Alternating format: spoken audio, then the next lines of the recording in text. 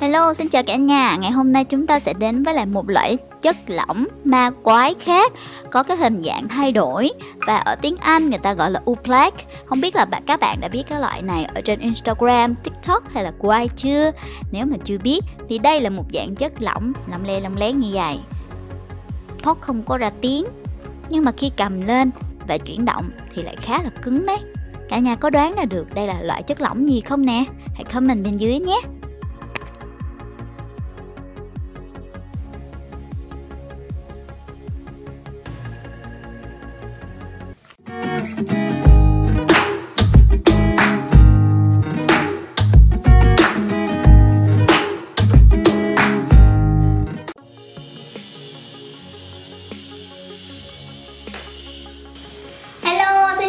Chào các em đáng yêu, xin chào các cô Pi đã trở lại với kênh của chị Bu Bu nha. Ngày hôm nay chị mặc một bộ đồ cam lè luôn. Có biết tại sao không? Bởi vì sắp đến một ngày lễ hội vào cuối tháng này. Đó chính là ngày Halloween, ngày lễ hội ma theo cái truyền thống của các nước phương Tây. Thì không biết các bạn Việt Nam chúng ta có biết ngày đó chính xác là ngày nào không? Ngày 30 tháng 10 hay là 31 tháng 10?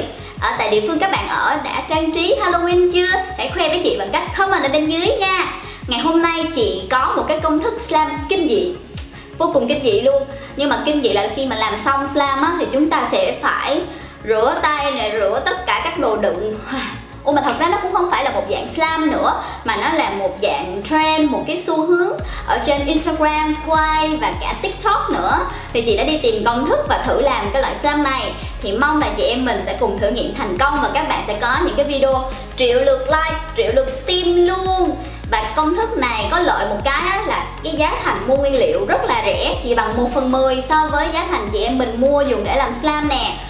Các nguyên liệu cũng rất là an toàn, không có ảnh hưởng gì đến cho sức khỏe vì đây là những cái thành phần mà chúng ta ăn. Chị em mình có thể làm ra bằng những cái cách rất là đơn giản. Vậy thì còn chần chờ gì nữa, hãy cùng bắt tay với chị làm loại slam này thôi nào. Vì đây là lần đầu tiên chị cùng thử nghiệm với các bạn, cho nên là các bạn hãy xem video của chị trước rồi chúng ta hãy làm theo nha. Cẩn thận kẻo bị ba mẹ la, hãy nhớ xin phép khi sử dụng những nguyên liệu ở trong nhà bếp nha. Còn bây giờ thì let's do it, bắt tay vào cùng làm thôi. Ủa quên nữa, hãy nhớ nhấn like cho video của chị, comment và share cho các bạn của các em cùng xem. Cũng như là hãy trở thành một ly cà phê Coffee đáng yêu bằng cách vào nhấn nút đăng ký màu đỏ đỏ ở phía bên tay phải nhé. Dĩ nhiên với công thức này chúng ta sẽ không cần phải có borax, cũng không cần phải có các loại keo, mà đơn giản cần phải có một cái đồ đựng. Tiếp theo cần phải có nguyên liệu bí mật này đây. Nguyên liệu bí mật của ngày hôm nay chính là bột bắp.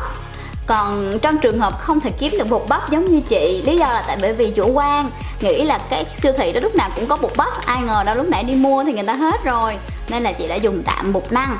Ok, bây giờ chị em mình hãy bắt tay vào sản xuất một video triệu view ở trên Instagram nha. Nói đùa như vậy thôi, nhưng cái tài khoản Instagram mà đăng cái loại slam này, tạm gọi là như vậy đi ha, thì đều đem lại rất là nhiều tim, rất là nhiều dấu like. Mong là các bạn cũng sẽ nhận được những cái như vậy nhé. Đồ đựng đây, bột đây, rồi nước đây.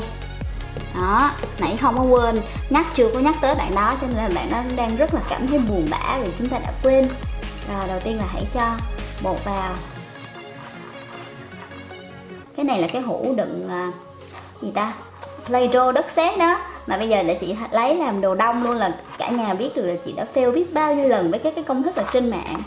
Đây là lần đầu tiên chị thử làm cái loại slam này luôn, cho nên là không biết là có fail hay không đây. Cả nhà nhớ phải cổ vũ cho chị nhé. Sau đó là cho nước vào, trộn đều lên.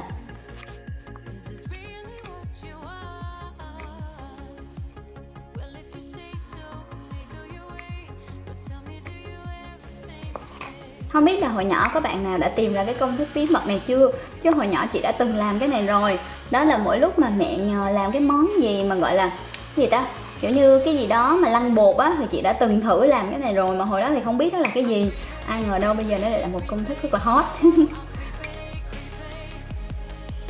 Cho thêm một chút bột, đến khi nó đạt được cái độ khô ở trên bề mặt đó cả nhà. Sắp được rồi, sắp được rồi.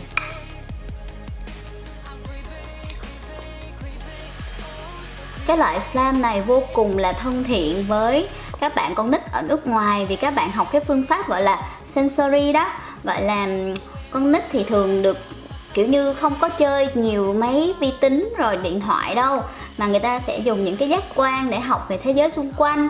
Và các cái phương pháp ấy thì thường được các vị phụ huynh chế ra những cái đồ chơi an toàn cho sức khỏe đó. Và đây là một trong những cái phương pháp đó, cho trẻ em đụng tay vào những cái này nè thì nó đâu có hại đâu, toàn là bột không à. Đó, bắt đầu chuẩn bị được rồi đó. Bây giờ cả nhà hãy nhìn nha, đây là một cái bề mặt rất là cứng đó, nhưng mà khi chúng ta đụng tay vô đó thì nó sẽ bị chảy ra. Bây giờ chị sẽ làm cho nó đầy lên cho cả nhà nhìn cho nó dễ chung với lại màu nhé. Khi mà chúng ta đạt được đến cái texture như thế này thì chị lấy cái muỗng, lộn cái nĩa.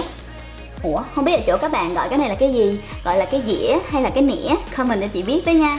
Chị gọi cái này là cái nĩa, nhưng mà cũng có rất là nhiều bạn sửa dùm cho chị là cái dĩa. Đó, đầu tiên thì nó là cái texture như thế này là đã được rồi, tức là cứng ở trên bề mặt. Đó, cả nhà có thấy không?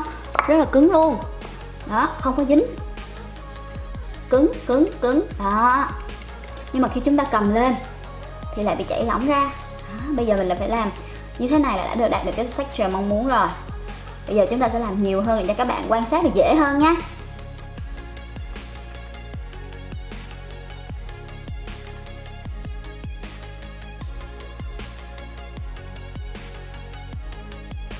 Cứ để từ từ cho cái bột nó thấm vào với nước cũng được, không cần phải khuấy. Đó. Nếu mà cả nhà muốn cho màu vào thì cứ cho nha. Bây giờ chị sẽ thử với lại cái màu trắng trước đó, chị sẽ cho màu cho cả nhà xem sao. Đây, nó sẽ là một cái texture như thế này, rất là cứng. Đó. Nhưng mà khi mà để tay vào thì sẽ như thế này đây. Chị sẽ lấy một cục lớn.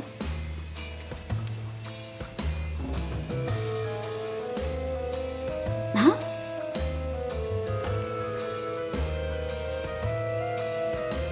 Và chơi rất là vui luôn, nó sẽ tạo ra được nhiều hiệu ứng lạ lắm. Wow.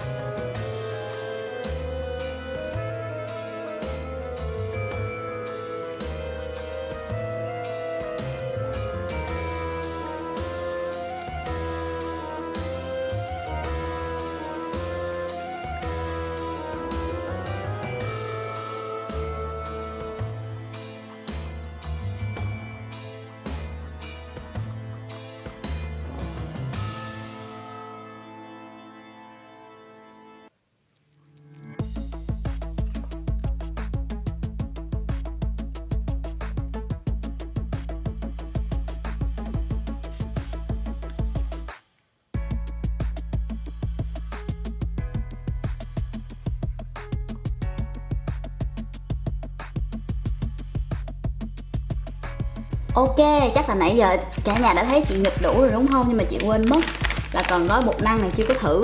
Mới thử có với bột bắp à, thôi quất luôn bột năng.